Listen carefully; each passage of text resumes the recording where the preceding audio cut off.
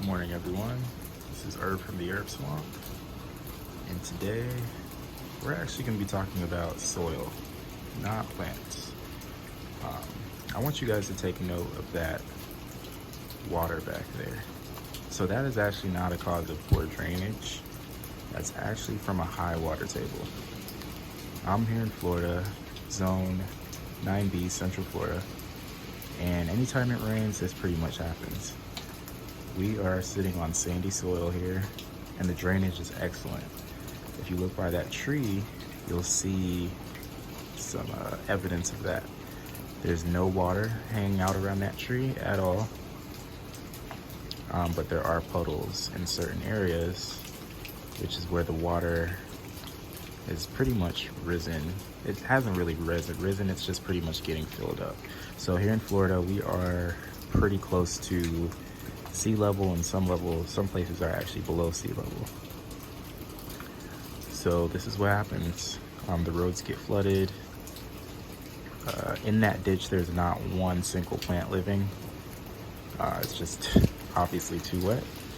Now let's segue over to containers and plants.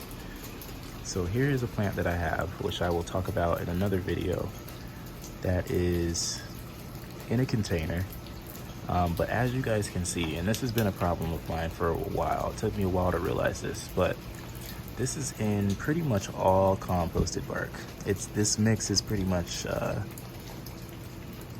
composted bark, peat moss, and that's mainly it. There's not much else.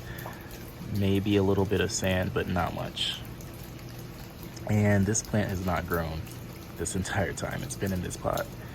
And that's when it dawned on me that every plant that I've ever planted in a compost-based mix, whether it's wood compost, cow manure compost, it always seems to struggle. And that's quite the contrary to what we've heard, which is compost is very nutritious. It's a great growing medium. But what I'm finding is, and I'm actually a microbiology student, so I don't know why it took me so long to realize this, but compost is usually still decomposing. So decomposition uses what? Oxygen. What do plant roots need to survive? Oxygen.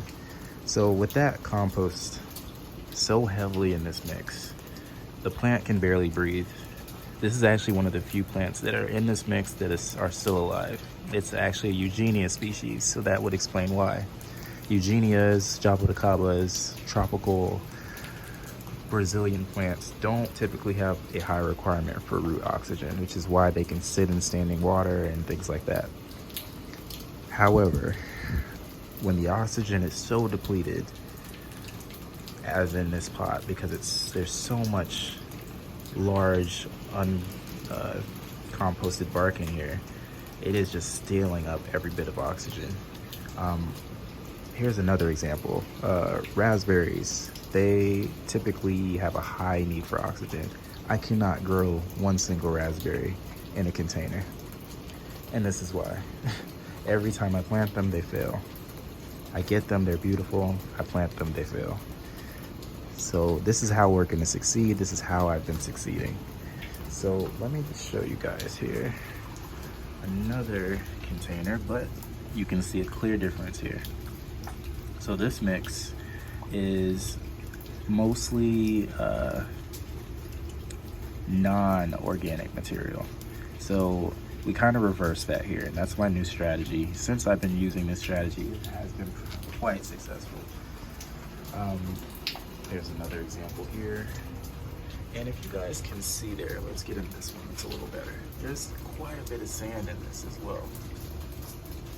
And if you look at the ground, the natural ground, there's also quite a bit of sand, but you can't really see that. All the places that drain well are heavy in sand. And that's because sandy loam is the ideal medium for plants. Sandy loam is what you need to strive for, not compost-based, not clay-based. You want to strive for sandy loam. You have a sandy loam, which is pretty much sand mostly a little bit of silt and a very small amount of clay will give you a sandy loam. Because I don't like clay, I use peat moss instead, which is a much better medium. It'll let go of that water a lot easier. Again, you guys can kind of see there's some sand. And like I said, that's the water standing on top of that sand is not due to poor drainage. It's just due to a high water table. But sand is well draining. Plants will grow right in that sand, even if you put it in the water. I've tested all these things that I could never do in a compost-based mix. I think it's the key there is the lack of oxygen. So that's our talk today on soil. This is Herb from the Herb Swamp, and I will talk to you guys later.